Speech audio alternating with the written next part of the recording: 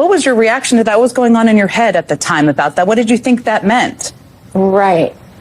Well, I already felt kind of intimidated because it was in a dark office and I was alone with my new boss, to be, and this man that's a powerful businessman. And so I felt intimidated, but that's not why I reported him. I reported him because when Epstein came out of the office, I was making a face at him because I felt threatened. And so I went, and he kind of laughed and backed off. And as that was happening, Epstein walked out and said, "Oh, no, she's not here for you." And he emphasized, "She's not here for you." And he said, "Come with me." And he escorted him into another office. And I was like, "Who's in there?" And when he said, "Oh, I thought she was 16, I thought, is there a 16-year-old in there? Right? So what people need to understand is I'm not some crazy person who just reports people if they don't have my legs or I'm in an office with them.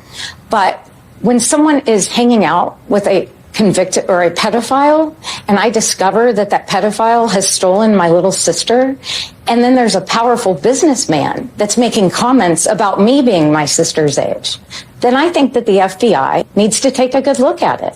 And so that's why I asked that they do that. Here's the thing. Anytime someone gets on live TV and says, "I'm not a crazy person," that means you are a crazy person. It's kind of like saying, "I'm not racist," but this all happened allegedly in the early 2000s or something like that. So again, 20 plus years, another person is now coming forward saying all of this.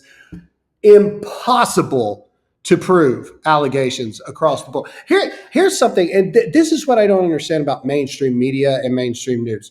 Okay, do you know how many random emails I get all the time sending me all this information of like proven sex cult rings or demonic rings, like Freemasonry and all this weird stuff all the time. People send me like scoops, like, "Here, you got to report on this, you got to do this and stuff."